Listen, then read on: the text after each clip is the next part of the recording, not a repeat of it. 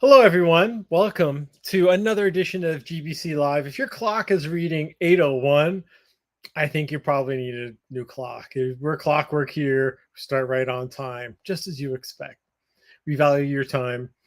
Anyways, tonight we've got Kevin from Grizzly Cycles here tonight. We've got a whole bunch of rides to talk about, but especially we're going to do a fly through of their New Year's ride, third annual, 157 miles, ain't no thing.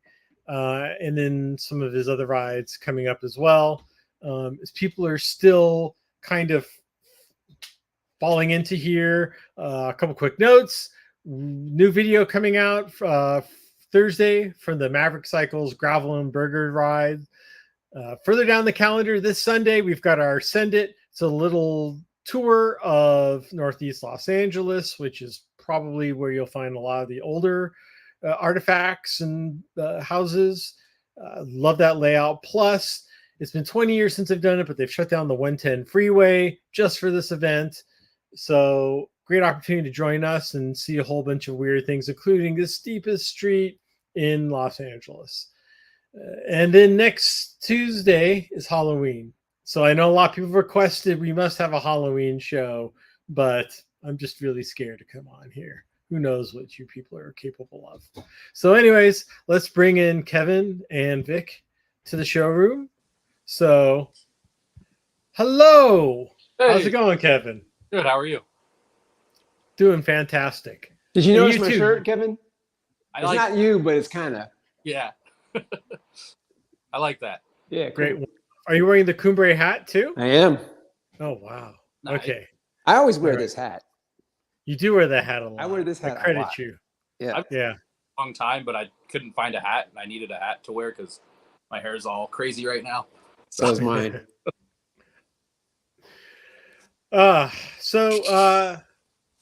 It's been, I guess, God, we haven't seen you since Rock Cobbler. And that was when I was in a state of duress and you saved me.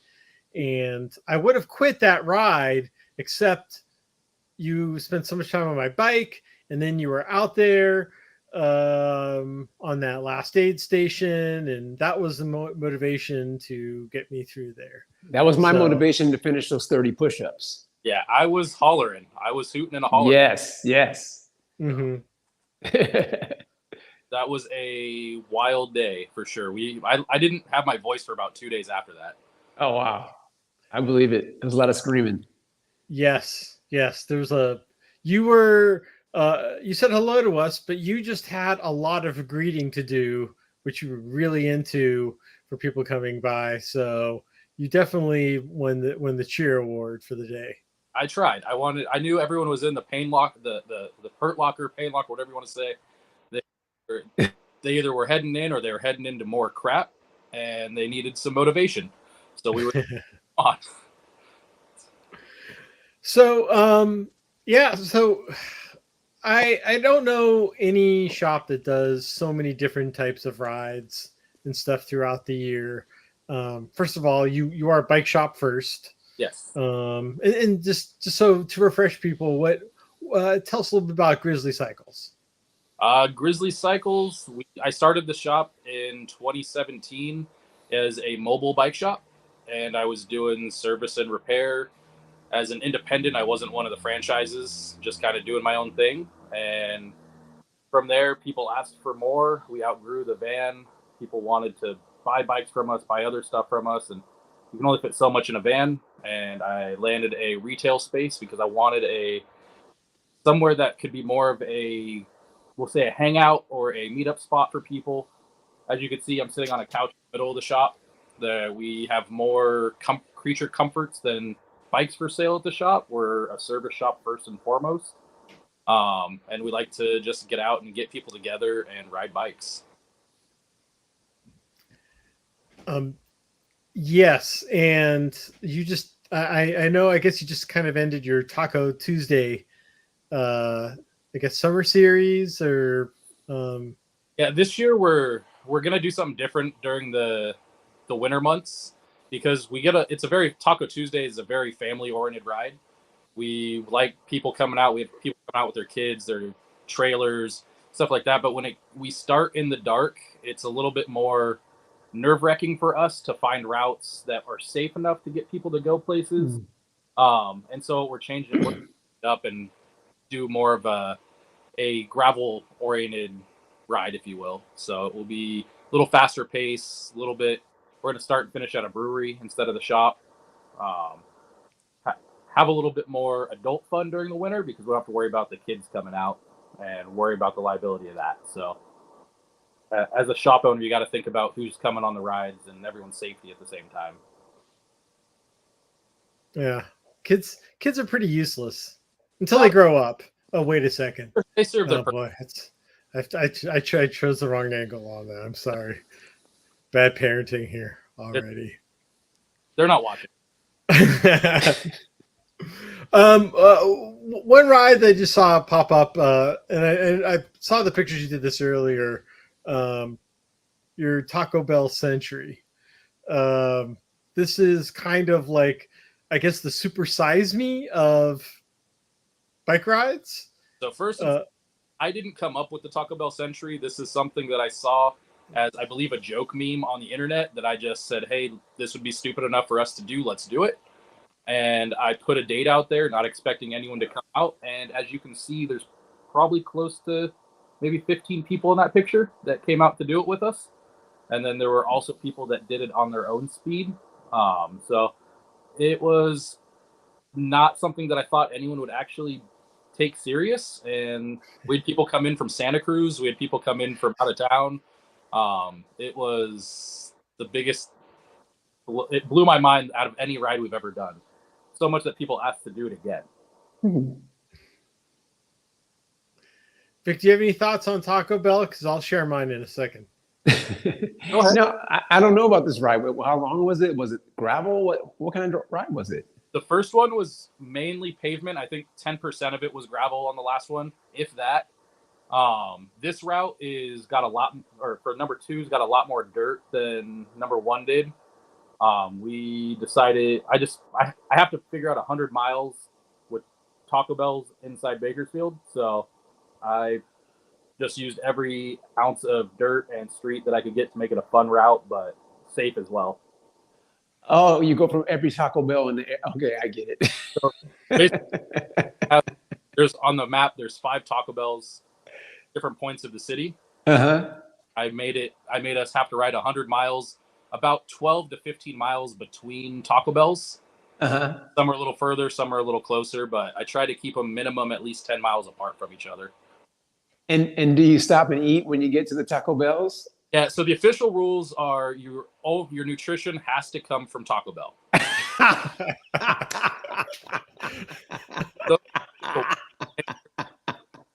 Oh my God. You're not supposed to water bottles. Like the last one, I just grabbed a cup and I just refilled the same cup at every Taco Bell. Water bottle. Oh. So it's you can make the challenge if you want, or you can do it how there really are no rules to something this dumb. But it's about, I think it's more about just the, hey, we can say we did it. So, and for the record, the last one, I only got 60 miles in before I called it and decided to not do it. This time I'm planning on doing the whole thing. What happened? I had other engagements that I had later in the evening, and I got to my time limit where I was only 60 miles in, and I said, this is where I have to go in. Oh. And a lot of times not want to ride your bike.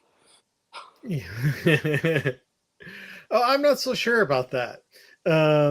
When we found this this home here, it was kind of a big question because we live like about 2-3 minute walk away from a Taco Bell, and I really love their breakfast. And I put my head down because I was sharing that I have the app. I have rewards points that I accumulate, so I might be able to do that whole ride for free. It's 100. The route is 100 miles on the dot. Oh, boy. Yeah. So, but I've never had that much Taco Bell. Generally just one meal, maybe 2. Last time we had 10 Taco Bells, and I think that was too many because they were too close together. by cutting it in half, we're able to spread it out. So at least you're burning a little bit more calories before you get to the next Taco Bell. I think that was the hardest thing last time was I think 2 of the Taco Bells were only like 3 or 4 miles apart from each other. So, Well, you don't have to eat at every one. Just you have to. The official rules. Oh, you have to eat at every one. Yeah. Oh. Maybe a churro, 5, a soft taco. You know what, 5? I can do it in 100 miles. Last time I was going with the Mexican pizza because it was back, and and I think I switched to soft tacos and then to just Baja Blast. I think Taco Bell has a vegan menu now. They do. So yeah, I can do it. My daughter says, "Don't go to Taco Bell." I'm like, hell no. But calling you guys out for this, I would do it.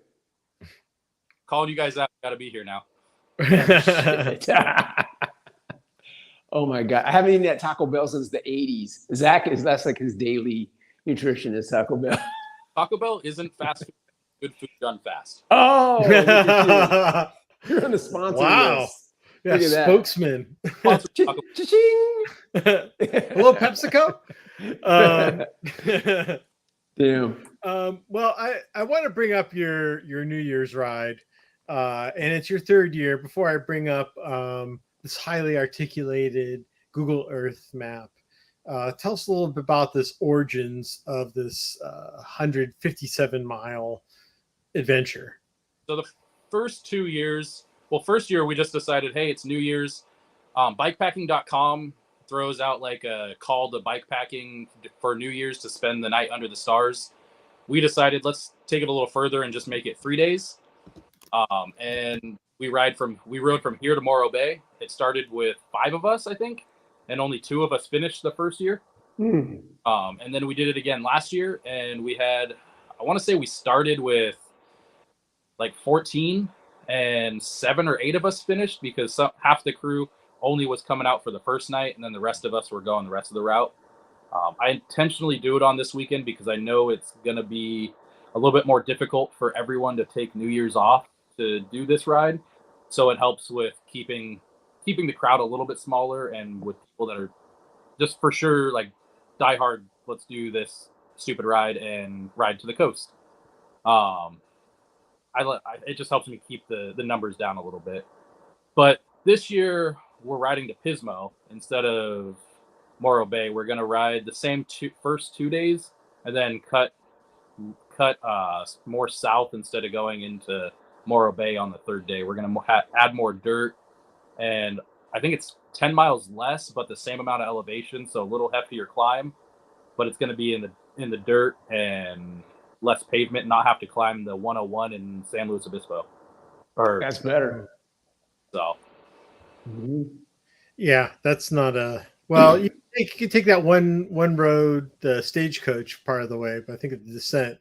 Yeah, we climb up. The first year we climbed up the Cuesta grade on the highway. Apparently, it's legal to do that. And then we rode down the 101 all the way into San Luis on the highway, which is terrifyingly awesome.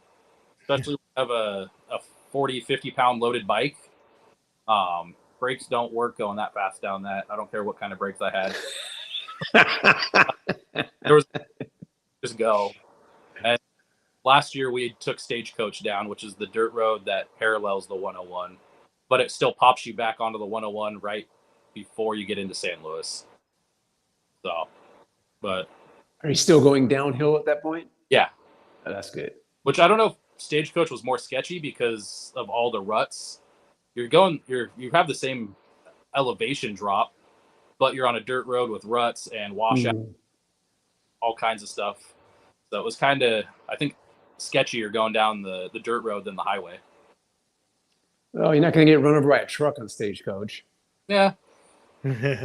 Hopefully. Yeah. Actually, I don't know. Are cars on that road? No. Not really, but some mountain bikers will drive up that way. Yeah. But all right, let's bring our little 3D Google map here to the forefront, and we'll kind of like take it. This is the 157-mile route, and the starting point. I guess you're very familiar with. It's right where I'm sitting. So I will say, that this route isn't 100% finalized. I still have to make a couple of, so keep that in mind when we're going in certain places. Yes, always be a good listener. And it looks like just from here, you kind of like straight and go out. And I haven't been on this section, but the first quite a few miles, you're going alongside the Kern River. Yeah, which is the bike. We'll be on the bike path coming out of town for the most part. I look at it, we've done this ride to leave town so much. We just want to get it done. So just ride the bike path to get out before the real adventure starts when we hit Carrizo Plain. And what time do you roll out in the morning? I want to say I have it posted to leave at either 7 or 8 in the morning. So. Well, it looks like once you kind of leave Bakersfield, it gets kind of vacant. And I see you've got the 25-mile mark over there. But eventually you make your way into Maricopa. And, I was looking at the map and I was like, oh, did he map it wrong with these crazy triangles sticking out? But I realized you're kind of cutting through a lot of farmland. Yeah. And not every farmland has like the easements to go through. Yeah. So there's some, and like I said, there's some spots that I have to go in and fine tune the route. So sometimes when you auto draw the route, it doesn't go exactly the way you want. So you have to go back in and fix it. But for the most part, the first 2 days are actually copied from last year's route. So it should be pretty spot on the way we're going. It's just the third day that I got to go in and make sure everything's good.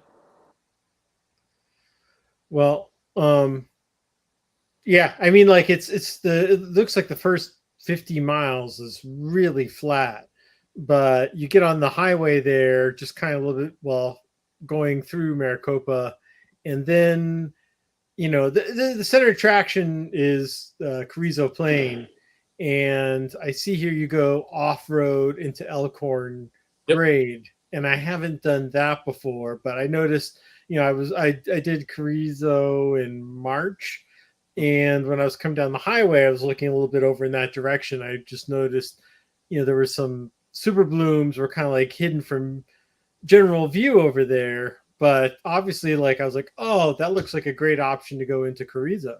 Yeah, it is. It's a killer climb. I mean, it's doable, but with this route, you just have all of your elevation right at the end of the day. So you have 50 miles of fairly flat, and then your last 15 is kind of the kicker for you. So you gotta, 2,000 feet of elevation, I think it is.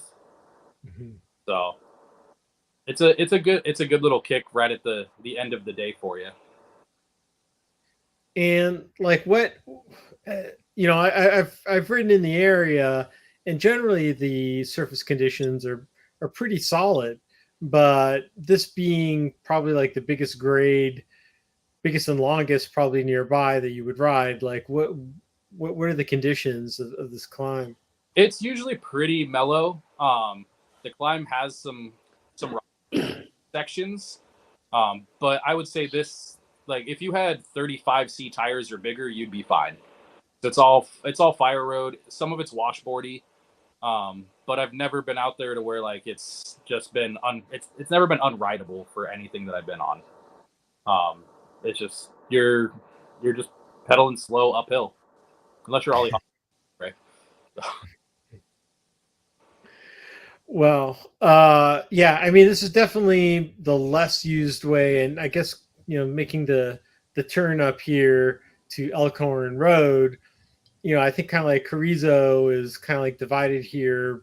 You could see it on the left, this small little range here that's caused by the San Andreas, and I know this part compared to Soda Lake Road, which kind of runs, you see where the Traver Ranch mark is, it kind of runs parallel to Elkhorn, but this part over here I think is definitely less used and more pristine. Yeah, it's crazy because it's just when you get on Elkhorn, you just look for miles and miles and you can see nothingness, and it's an eerie, beautiful sight when you're out there. So it's just the longest straight road I've ever been on. Is it going to be like flowers, like what's it going to look like? It's usually pretty green, depending on if we've gotten rain yet. But being that I always say Carrizo Plain has its own like microclimate. Yeah. It could be completely different when you get over the Elkhorn versus what you're seeing down in Maricopa. I've gone in there where you didn't see any snow whatsoever on the outside, but you get in there and you see snow on the peaks inside the Carrizo Plain. It's hard to say. The first year we did it, it was very dry and brown because there was no rain yet. But the second year we did it, we pretty much got rained on the entire time. So there was already a lot of green out there, and not a super bloom yet, but it was breathtaking to say the least. I bet. So, and then we do after we do drop down to Soda Lake Road if you're familiar with riding on that. Quickly, I just want to address one comment here. Is Gravel Bike California getting into bike packing? Let's get back to the tour. Why don't we? Okay. Maybe I think I've answered that, haven't I? Zach is scared of bike packing. Zach is scared of bike packing. It's not bike packing. It's more the camping part. I love multi-day adventures. I was going to say that. It's the sleeping in a tent part you don't like. You use a tent? It's soft. He's soft. Okay, if we're going to get into talk, I do have a hammock now, which I would love to use, but haven't quite gotten there yet. So, I will think the route for hammocks. No, I can't see a tree anywhere. I was going to say that's not going to work. You need trees for a hammock. Yeah, maybe there's a couple oil derricks over on the other side of the hill, but I'm pretty sure this area is very pristine. And I will. So Kevin, what do you use? What do you use for the backpack? Tell us your gear. My main setup is I usually have just a ground tarp and my sleeping bag, and I sleep under the stars. And if it starts raining, I have a tarp. I take the tarp and put it over me, and somehow, and that's my rain fly. But I used to carry the tent. I used to carry all the other stuff. And if I don't need to bring a tent, I won't, because I just like the simplicity of just sleeping on the ground, as weird as that sounds. But and how tight does your sleeping bag fold up? Like, what you carry it on the back? No, so I have a Salsa dry bag. I don't know if you've seen how big those are. They're about I would say they fit inside a 46 centimeter handlebar. Pretty okay. I can fit my sleeping bag, my sleeping pad, my tarp situation, a pillow, and usually some clothes, all in that handlebar setup. A pillow, so a camping pillow that folds up, obviously. An inflatable one. An inflatable pillow. Ah, okay. So I can usually fit most of my sleep system and maybe a cup, like my jacket or a couple of pairs of clothes or something inside the handlebar bag. Wow. I've gotten pretty dialed with what I have. Wasn't cheap, but I got some nice stuff to make it pack down light. I think I remember you had one of those big triangle frame bag things to fill. Frame so bag how much usually gets served for snacks and food. So that's usually what I put. All my food goes in the frame bag, and cooking stuff and things like that. Yeah, I mean, how I would carry an air mattress in the pump, and packs down like that big.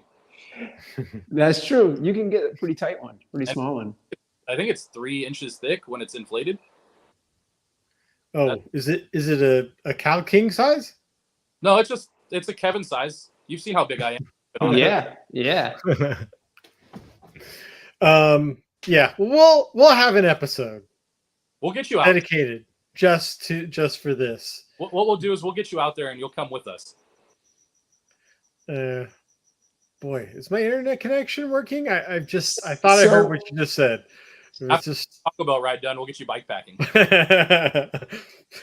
So the food you carry, I would imagine, is mostly like bars and gels and things like that. Do you carry anything? Do you cook? So it depends on the route.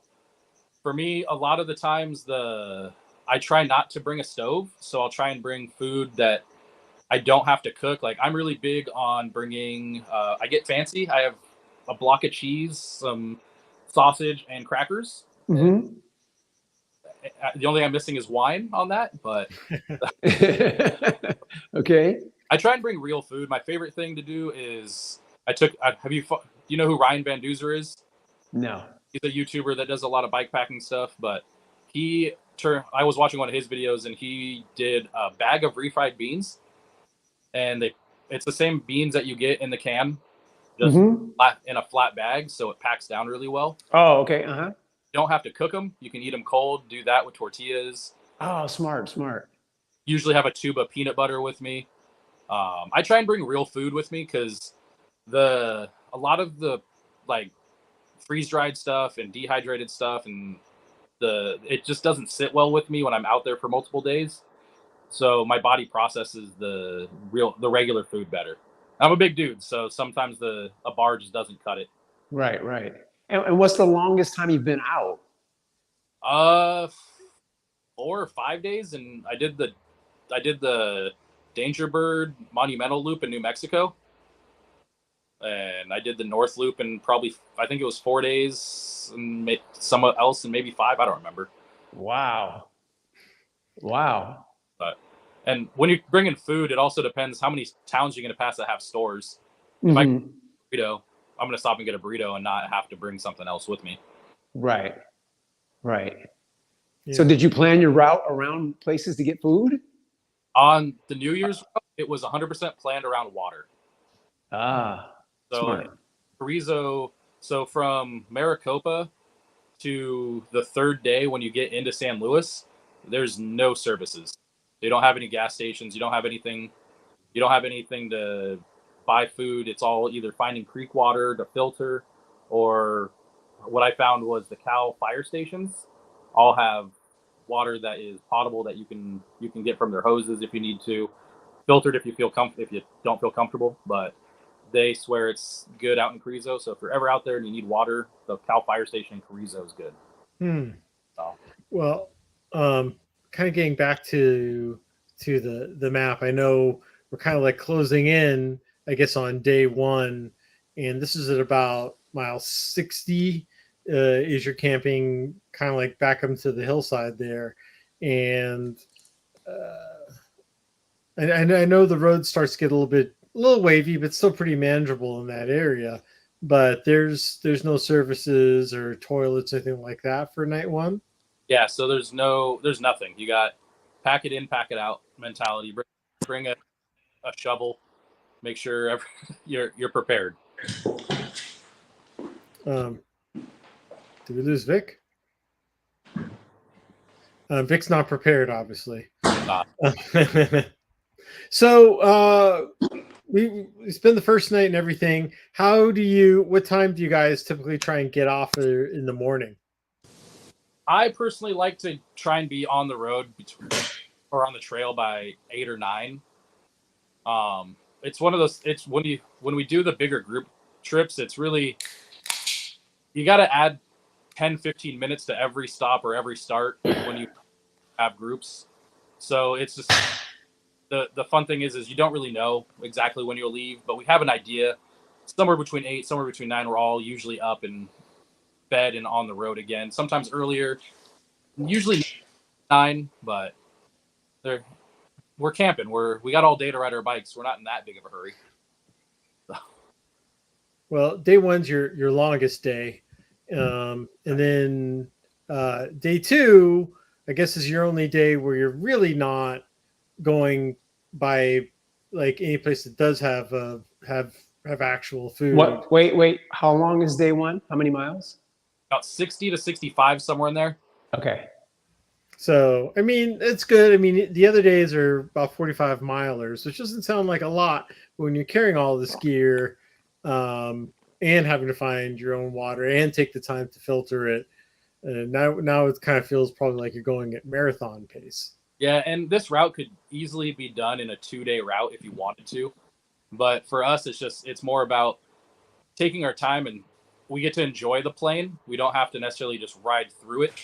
We can stop. We can have lunch and take in the views. Do it. We're not, with keeping the days a little bit shorter. You're not having to just fly through it and just finish. You can actually enjoy the whole process. Speaking of short days, it's going to be short daylight time, right? During that time.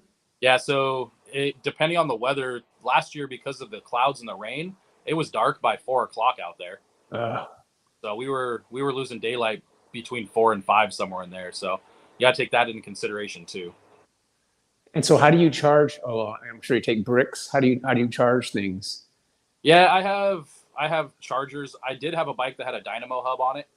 Oh, that's smart. I don't have that currently. I know we just set up a couple of guys that have them. But yeah, just bring chargers. I have one that has a solar charging, so it doesn't really charge, but it keeps it powered longer. So that on top of one of my bags and let that go throughout the day. Well, I know you've got this little hump here to get a little over San Andreas Fault. It's probably about a 200, 300-foot climb to get over it. It's pretty cool, and not as cruel crossing it. But then you mentioned, go ahead. Right there is actually, like, we have to go through the fault. You're actually going downhill through a little canyon. So the elevation you're getting is prior to when you hit the fault. Mm-hmm. So it is a little misleading on what the map looks like, because we thought the same thing, but when you go through it, it's almost, you remember Toads out here? Mm-hmm. Yes. It's a lot like that, where it's actually carved out and you can hit the walls and you can ride through it and actually have a little bit of fun before you start grinding away on the flat, straight roads again. Wow. I love that. Yeah, it'd be fun to do a little more in and out over there through that area. But then I know you take Soda Lake, which is kind of like the western parallel to go through Carrizo. Very flat way to get out. But I think kind of depending on what time of day you go, it could be kind of windy. Windy and foggy. Mm-hmm. Like I said, Carrizo microclimate, so you can get anything out. But we've had some really bad wind. We've had some really bad just fog where you couldn't see 100 yards ahead. So it's part of the fun, though. You don't know what you're going to expect. Yeah. And then you do have to make it out to Highway 58, and please excuse the mile 125. It's supposed to be after the town of Pozo, not Pozo Road. So just everyone mental note. But you do have about 10 miles there on Highway 58, which you would think have services, but doesn't. But at least it's not as busy as some of the other highways that kind of cut across through San Luis Obispo County. And that section it's not heavily traveled. So it's nice because you might see 5 to 10 cars going through there, and like when we're passing through. We had the first year we did it in the dark, and that was kind of scary, but it's just we got so pushed behind, we had to just make up mileage from missing out on miles on day one, that we ended up, I think on day 2 for the first year, we ended up doing 75 miles because we cut day 1 short because of some of the guys that we're riding with. They couldn't handle the full 65 on the first day. And so we pulled over and made camp early, but then we just knocked it out on day 2. And again, the first day is the biggest climb. Yeah, 2,000 feet. Okay. On the first year we did it, we stopped right at the base of the climb, and so we had that climb to start with on day 2. Plus all the Carrizo stuff, and then everything else that led us up to camp on over there. I think we put in about 70 miles on day 2 the first year. Ooh.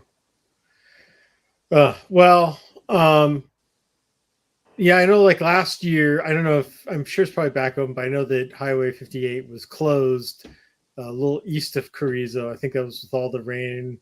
But I imagine it's back open, and but then again, it's supposed to be a year of El Nino. So, but that's like the main way where people get through, kind of like from the Central Coast into Carrizo. So, imagine there will, even if it is closed or open, there'll be some traffic, but not a lot. Yeah, the shoulders on the highway are actually wide enough that I've ridden some sketchy roads. I wouldn't call this one sketchy. I would say you got enough room to keep everything safe. And as long as you have lights, you do all the stuff you do when you're riding your bike on the highways. The thing about bikepacking is you're not always going to be on perfect roads. So, now the interesting part here is it's not mile 125, but probably more like mile 105 when you go on to Pozo, and this is where you hit dirt and get off the highway. Yeah. So, and it looks like you've got, so there's a common theme right here. You've got to climb right before you camp. Yeah. What's this last climb like? It's just your traditional fire road. I would say from what we have out here, you're familiar with like Rancheria.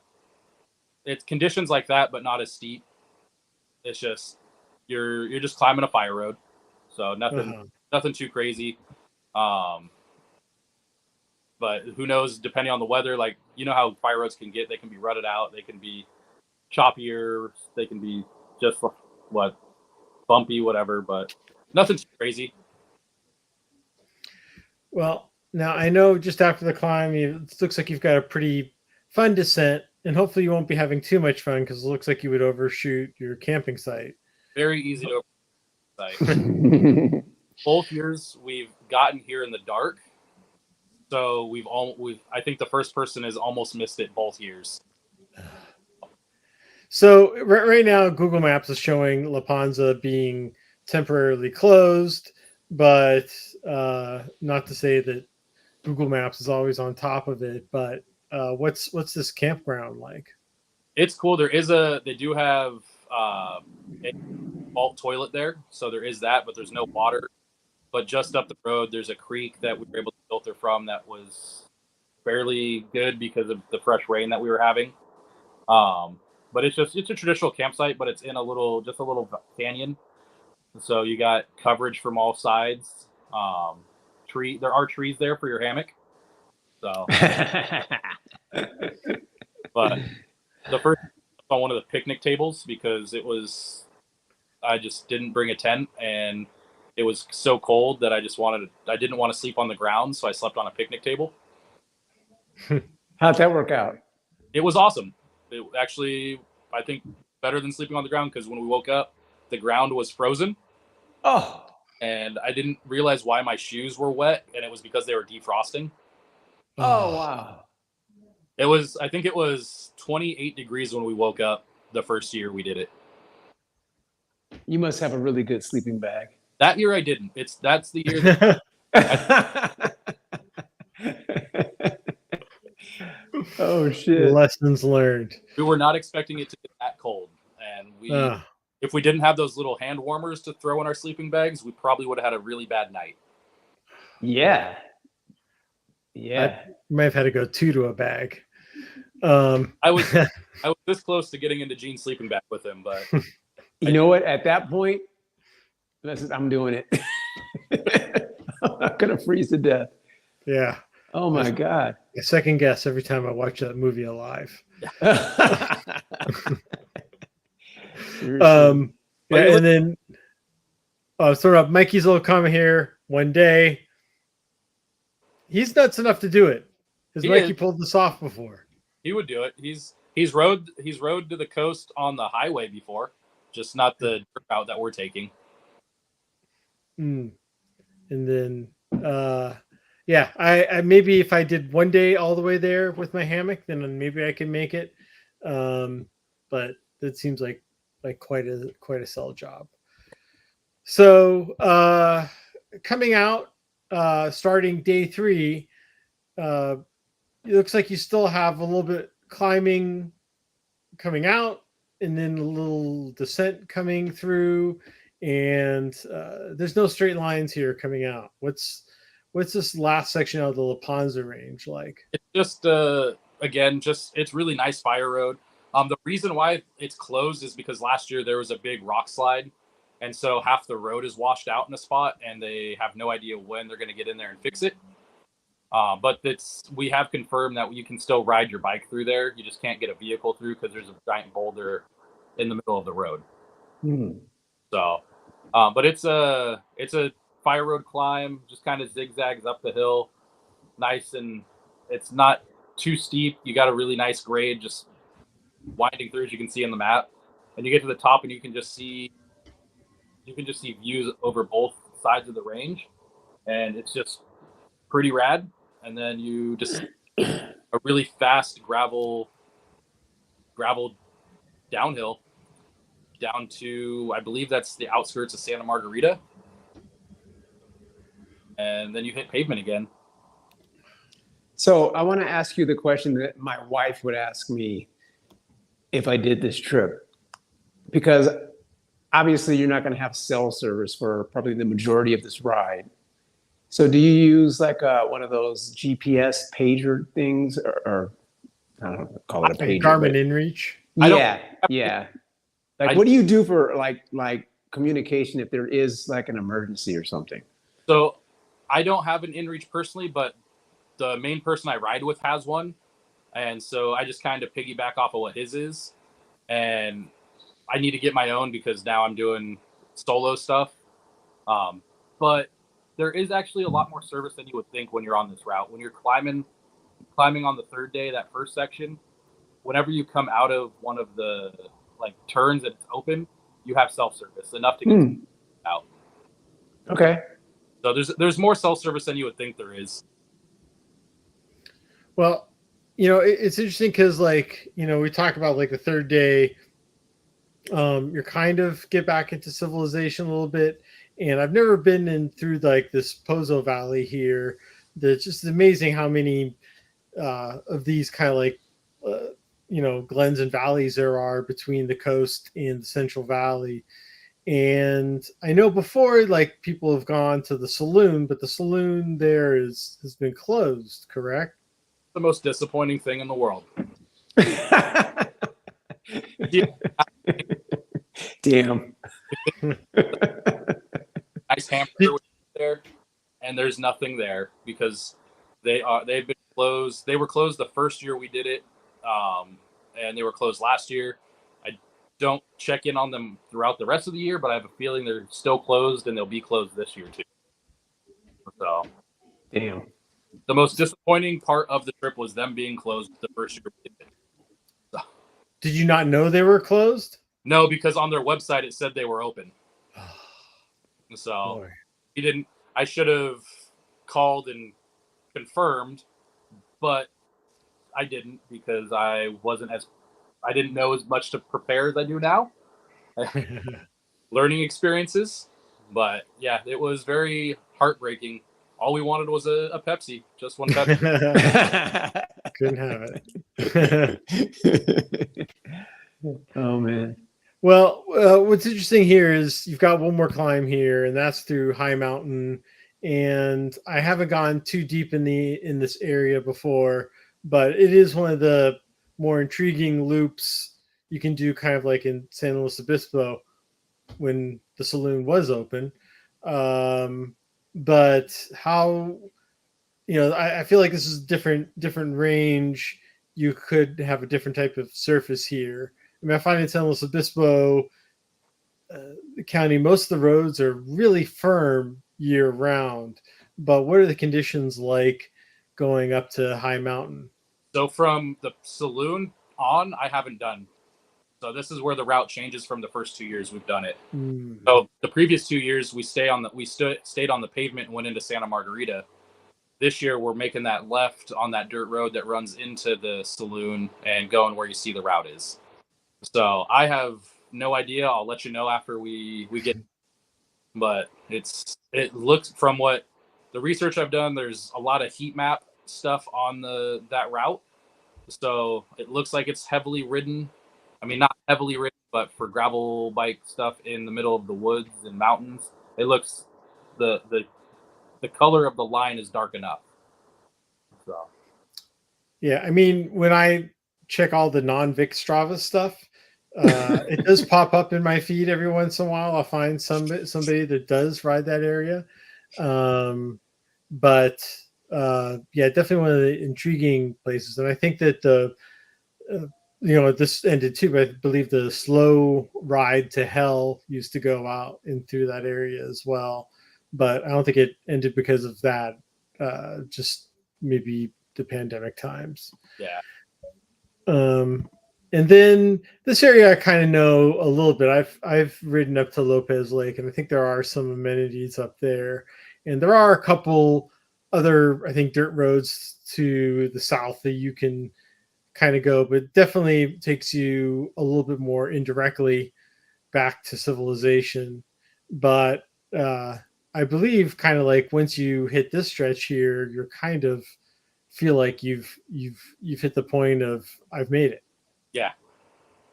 Like I said, I haven't done this point yet, but on the other route at about that mileage, that's where you're like, yeah, we're almost there. We can finish this. And so it's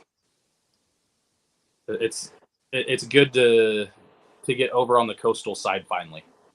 And then what do you do? Uber home? No, so this one other halves of family, someone will have carpools as it gets closer. I've created a Discord chat, so we get on there when all these bikepacking events go on, and we start arranging carpools. Whose wife, whose husband, whose sister, whose brother can come pick us up, and who's got the biggest car with the most bike racks. Usually my wife comes, but she's gonna ride it with us this year. So it's gonna nice. We got to figure that out on how we're gonna get back. But as it gets closer, we'll, like I said, use that Discord chat to start getting people carpooled and ready and all that. Nice. And then I guess just finishing off, you take off your shoes, you reach Pismo Beach, you go through Arroyo Grande, which is a nice little historical town there, has a Figueroa brewery over there. And then Grover Beach, where, little side note here, I believe our GBC kits are being produced as we speak. Probably not at nighttime, but when they get back to work tomorrow, they'll. You mentioned it on the show. Let's finish this up. Yeah. And then Pismo Beach, which I'm a big fan of that. Avila Beach. A little further up is Montaña de Oro State Park. Yeah, I really, really love this part of the Central Coast. But you're done, right? Yep. We're done, and we'll all grab food, and then I know some people are going to stay the night and then just come home the next day. Other people we'll just pack up and go back that night. But we're finishing at the pier. That's the end goal is the pier in Pismo. Mainly because the pier says no bikes allowed.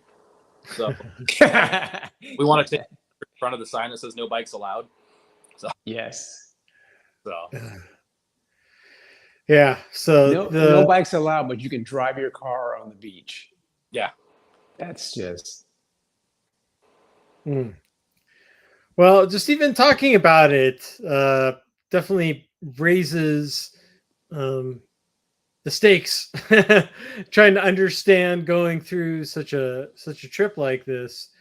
But I imagine now that even though there's some new elements to it, that you had enough confidence. And what are the most important points in bike packing that you have to concentrate and remind yourself that I need to focus on this when I'm planning a trip? I think for me, the biggest thing is just making sure the route is dialed. So just making sure that you're not going to make a wrong turn and 1,000 more feet than you need to when you're at that point where you're like, bike packing sucks. Why am I doing this? I want to go up another hill. I want to throw my bike off this cliff. So having the route, I think, is just as seamless as possible is the biggest thing that I look for. And then with the route, figuring out where your supply stops are going to be to make sure you don't miss any. And like, if you know you need to filter water at this one creek, don't pass that creek because there might not be another one for another 100 miles or 50 miles or however far out you are. So, but I think just being as prepared as possible. It's hard to say because every trip is going to be different. Some are super easy. Some are a little bit more labor intensive. So just be as prepared as you can for the trip you're going on. And just so people know, like, you don't charge people for these rides. This is pretty much, you're just self-supporting. You just happen to be enjoying along, kind of like all your rides. It's just kind of, you're on your own, and if you want to do a day or whatever it is, you're free to join. So I don't charge for my rides for or a couple of reasons.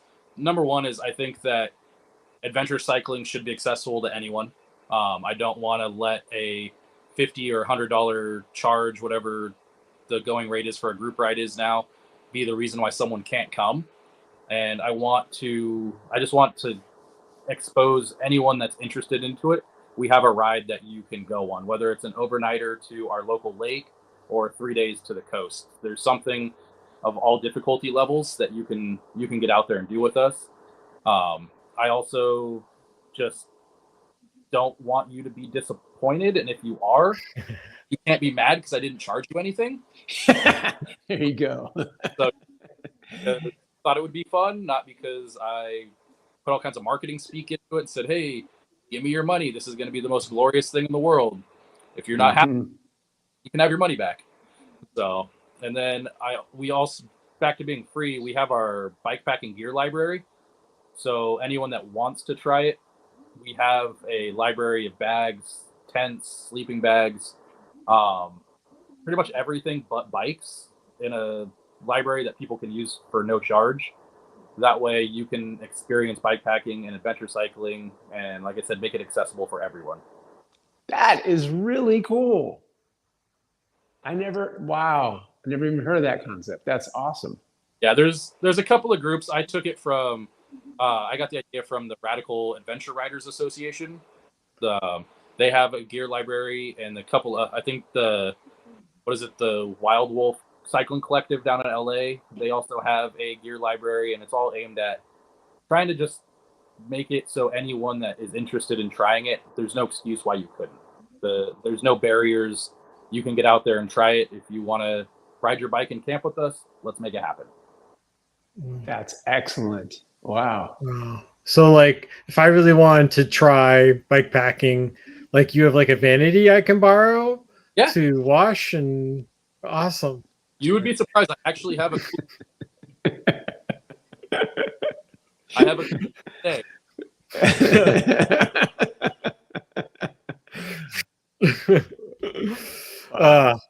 Well, Kevin, we always enjoy talking to you, running into you, and everything you do to bring the stoke on. And you definitely have the right spirit out here. So, thanks for coming on. I know it's going to be quite an adventure, and hope people just stop in just to say hi, because you have a awesome shop, awesome environment, awesome people that come in. Even have people on this podcast that wear hats that you may not be able to read. Oh, there you go. Finally. But no, thanks again for being such a steward, and for coming on. Thank you. Thanks for having me. It's always fun. It's been a couple of months since we've done this, so we need to make a better habit of getting together. Yes, I know you've got a lot of Tuesday night stuff too, so we'll try and find a little bit more in here. Tuesday, Thursday, Saturday, Sunday, you name it, I got it. True. All right, thanks so much for coming on, Kevin. Take care. Thank you.